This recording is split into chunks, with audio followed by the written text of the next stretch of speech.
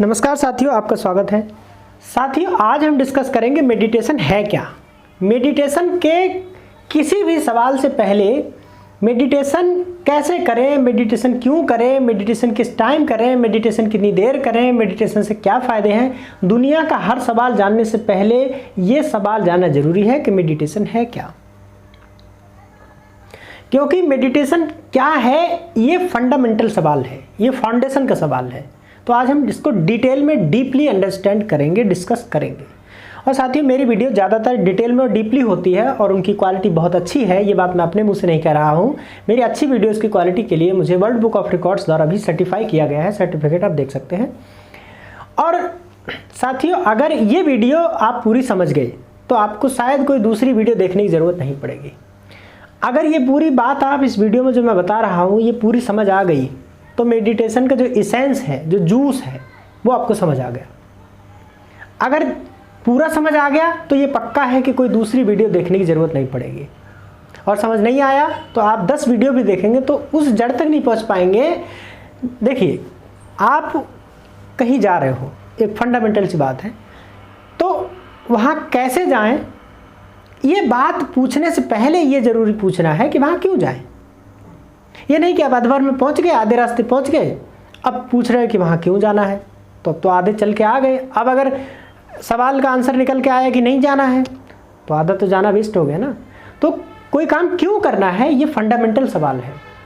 कोई काम कैसे करना है ये बाद का सवाल है, सेकेंडरी सवाल है।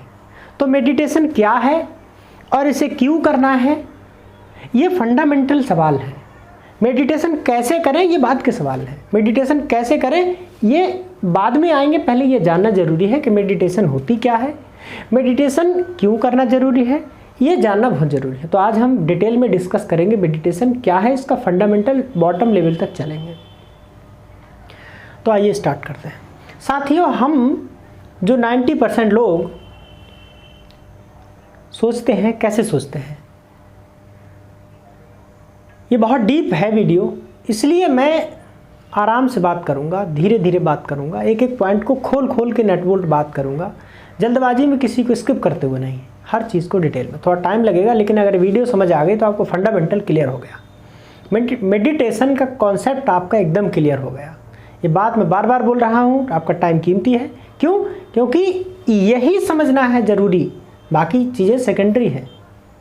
ये बात समझना इतनी ज़रूरी है मेडिटेशन के लिए कि जितनी कि मेडिटेशन के लिए और कुछ समझना ज़रूरी है ही नहीं, जितना ये ज़रूरी है कि what is meditation, what is meditation. ये इतना ज़रूरी है, इससे ज़्यादा ज़रूरी दुनिया में मेडिटेशन से रिलेटेड और कोई सवाल नहीं है।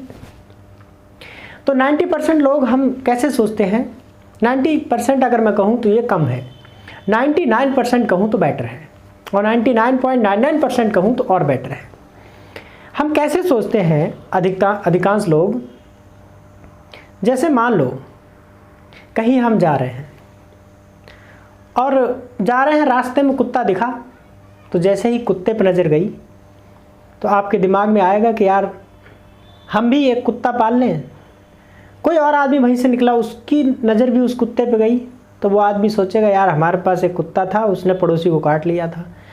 किसी और आदमी, तो कोई तीसरा आदमी गया, उसकी भी उस कुत्ते पर नज़र पड़ी तो उसके दिमाग में आएगा कि यार चलो बंगाल जाते हैं, वहाँ कुत्ते बढ़िया मिलते हैं, बढ़िया प्रजाति के कुत्ता लेके आते हैं।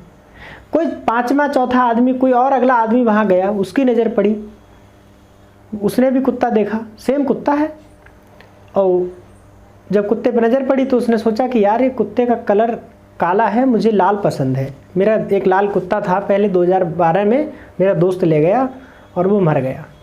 तो क्या समझ आ रहा है? बहुत बड़ी बात कर रहा हूँ मैं, ये बात छोटी है लेकिन बात बहुत अंदर, बहुत इसेंस है इसके। एक ही चीज़ को देख के हर इंसान के माइंड में अलग अलग थॉट आया, हम ऐसे ही सोचते हैं।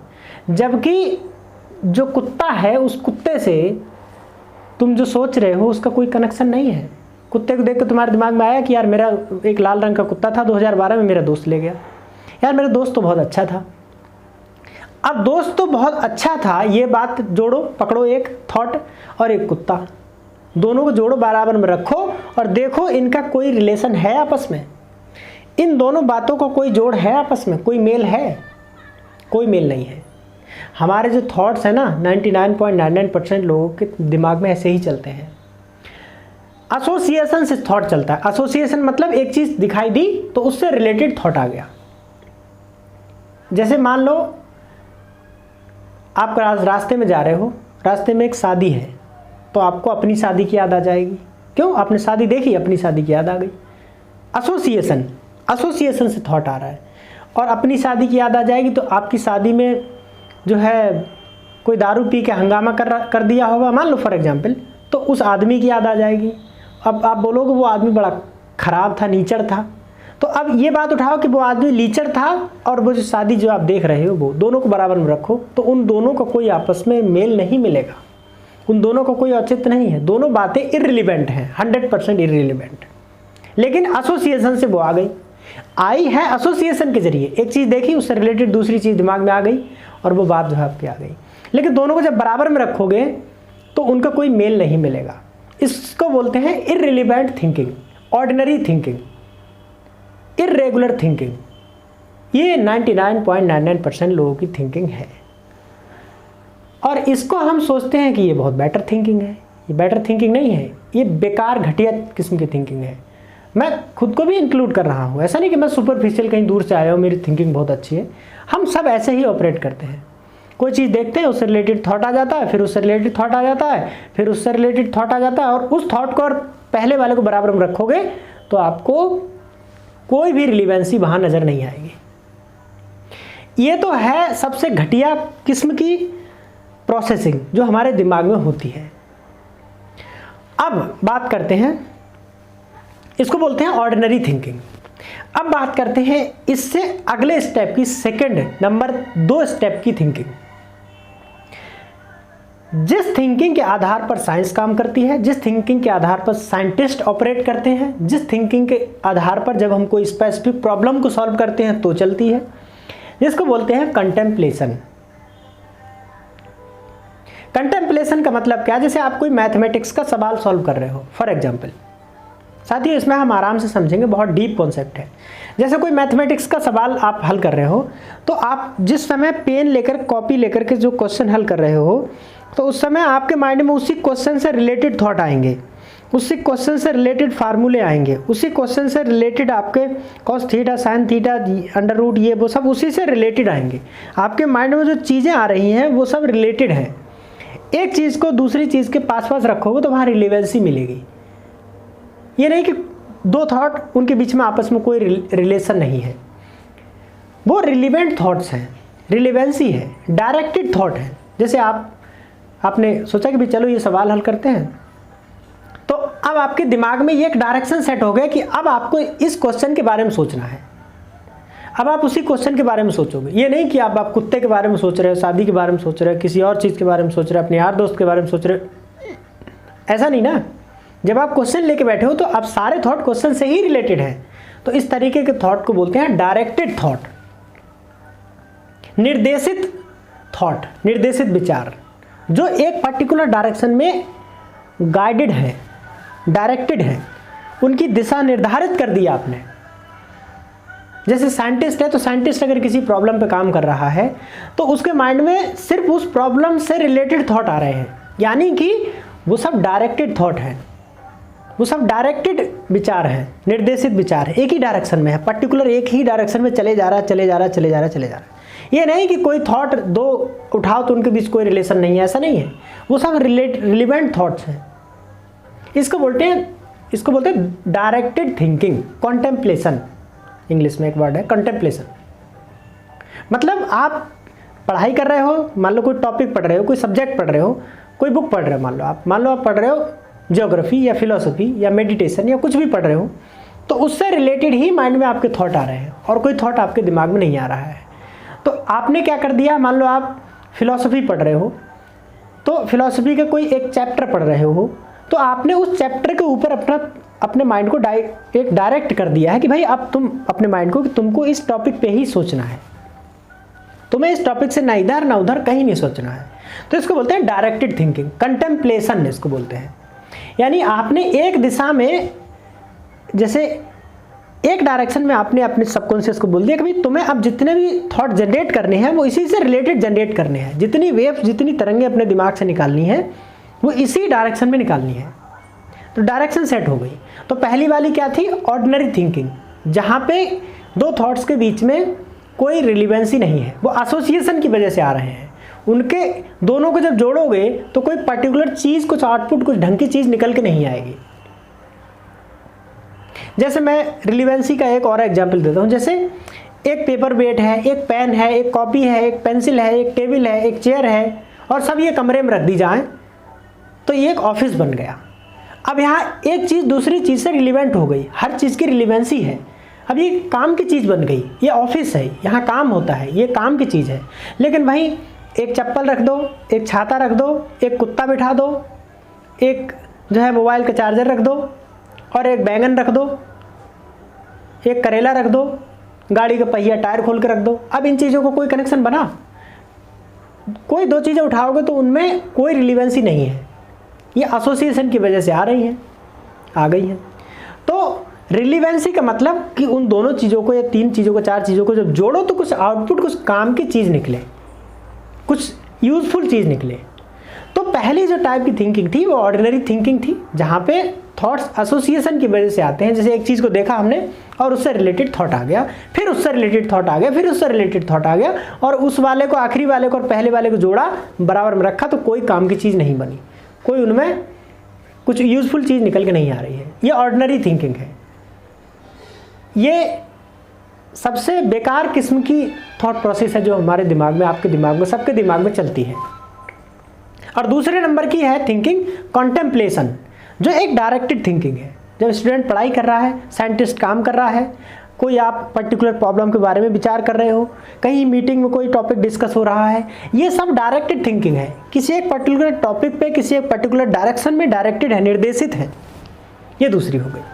और साथियों अभी बहुत डीप है, अब बड़ा मज़ा आएगा। अगर समझ नहीं आ रही है वीडियो तो आप जा सकते हैं, और समझ आ रही है तो लाइक कर दीजिए, सब्सक्राइब भी कर लीजिए। और साथियों तीसरे टाइप की जो थिंकिंग है वो एक्चुअली वो थिंकिंग नहीं है, वो है कंसंट्रेशन। मतलब किसी एक चीज़ पे स्थिर रहना, किसी एक पॉइंट पे स्थिर रहना, किसी एक बिंदु पर स्थिर रहना। कोई एक चीज़, कोई एक थॉट, कोई एक काम, कोई एक डायरेक्शन, कुछ एक चीज़, कोई एक जगह, कोई एक टाइम, किसी एक चीज़ पर स्थिर हो जाना, फोकस्ड हो जाना, उस पर बने रहना, बस, ना उससे इधर ना उससे उधर। ये माइंड के थोड़े बाहर की बात है, थोड़े माइंड को कठिन लगने वाली बात है, क्योंकि माइंड की प्रॉपर्टी है moving. Moving is the property of mind, moving is the basic nature of the mind. इसीलिए कंसंट्रेशन कठिन होता है, क्योंकि कंसंट्रेशन का मतलब है एक पॉइंट पे बने रहना, और moving is the property of mind, mind की प्रॉपर्टी है मूव करना। तो माइंड के लिए तो बड़ी खतरनाक बात है, इसीलिए कंसंट्रेशन कठिन होता है, क्योंकि कंसंट्रेशन माइंड के अगेंस्ट होता है। कंसंट्रेशन का मतलब एक चीज़ पे बने रहना। जैसे किसी एक चीज़ को मैं देख रहा हूँ तो बस बिना कुछ सोचे, बिना कुछ विचार किए, बिना कुछ मन में लाए, बिना कुछ कोई एक्टिविटी किए, बिना कुछ इधर उधर कुछ भी बिना किए, बिना सोचे मैं उसको देख रहा हूँ, बस देख रहा हूँ। वो अच्छा है, वो बुरा है, ये भी मुझे लेना देना नहीं, मैं देख रहा हूँ बस। इसको कंसंट्रेशन बोलते हैं। जैसे एक स्टूडेंट है, अगर कोई सब्जेक्ट पढ़ रहा है तो वो पढ़ रहा है, बस पढ़ रहा है, बस एक सब्जेक्ट पढ़ रहा है, सालें हो गई, 2 साल हो गई, 4 साल हो गए, वो पढ़ रहा है, ये कंसंट्रेशन है। इसकी थोड़ी रेंज ज़्यादा है, लेकिन ये भी कंसंट्रेशन है। इसी किसी एक चीज़ पे बने रहना, किसी एक पॉइंट पे बने रहना, किसी एक टाइम पे बने रहना, किसी एक जगह पे बने रहना, किसी एक चीज़ के साथ बने रहना, ये है कंसंट्रेशन। अब इससे भी ऊपर बात आती है कि जहाँ माइंड का कोई इन्वॉल्वमेंट नहीं है, जहाँ माइंड खत्म हो जाता है, जहाँ माइंड की कोई एंट्री अलाउड नहीं है, जहाँ से माइंड सीज हो जाता है, बैन लग जाता है, mind can not think, mind is seized totally.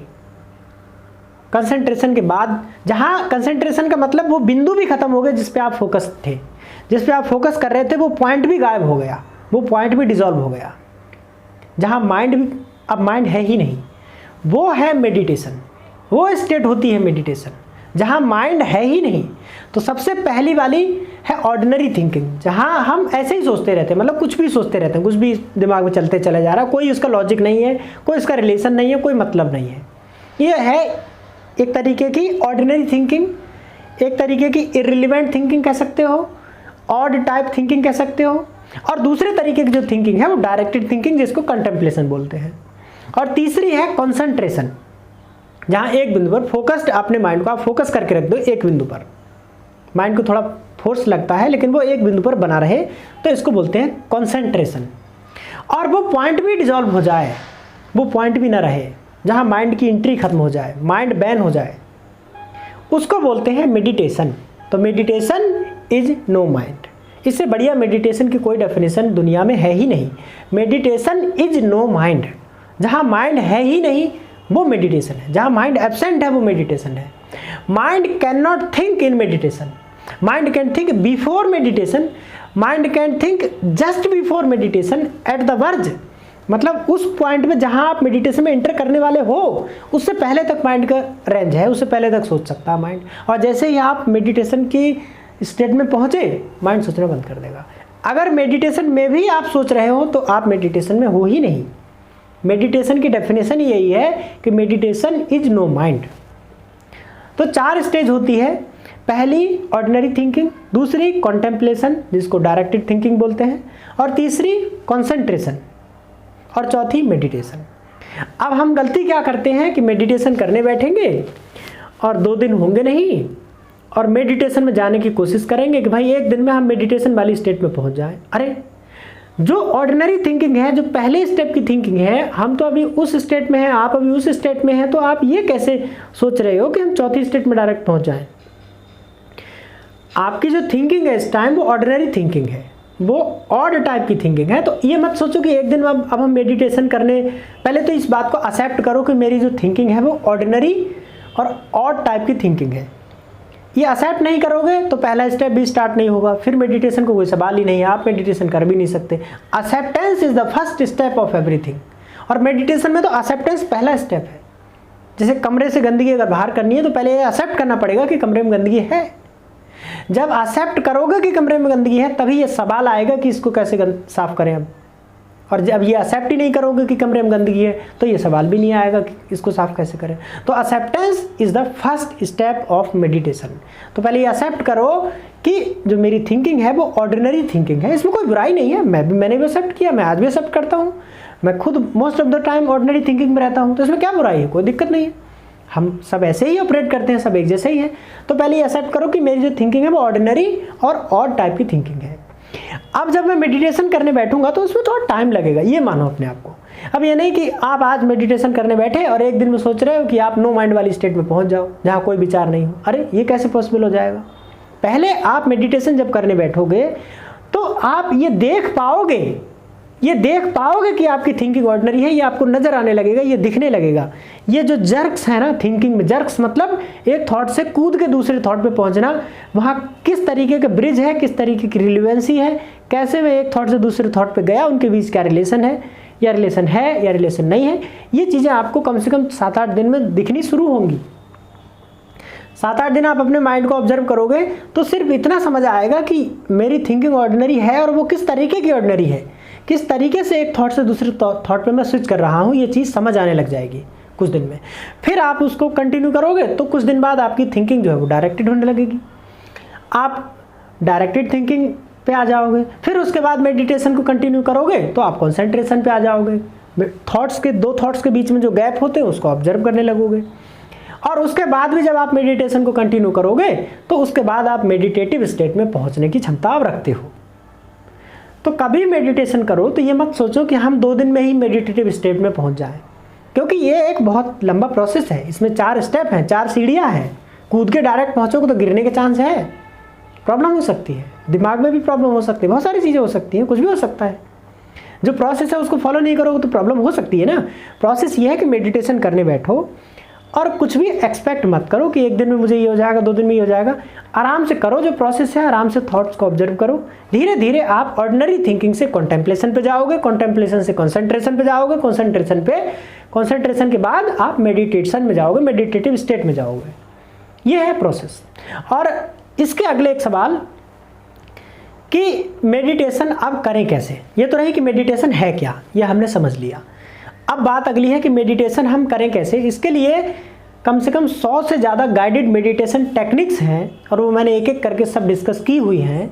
उनकी प्लेलिस्ट पूरी जो है, पूरी कंप्लीट सीरीज है, उसका मैंने लिंक डिस्क्रिप्शन में डाल दिया है, उसको आप देख सकते हैं। क्योंकि इतनी ज़्यादा तरीके मेडिटेशन के एक वीडियो में डिस्कस किए जाना पॉसिबल नहीं है, वो सब अलग अलग वीडियोज़ में मैंने डिस्कस किए हुए हैं और वहाँ पे आप जो है जाकर के देख सकते हैं कि मेडिटेशन कैसे करें।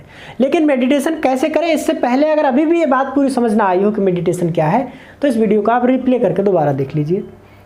भले ही कोई वीडियो आप देखिए या मत देखिए, लेकिन ये वीडियो जरूर देख लीजिए अगर मेडिटेशन में इंटरेस्टेड हैं कि मेडिटेशन क्या है। मेडिटेशन इज़ नो माइंड, ये बात समझ में आती है तो वीडियो के नीचे डिस्क्रिप्शन में लिंक है, उसको जाके देखिए। और मिलते हैं आपसे अगली वीडियो में। पूरा वीडियो देखने के लिए आपको हमारे दिल से पुनः धन्यवाद। मिलते हैं अगली वीडियो में, तब तक के लिए जय हिंद, बाय बाय।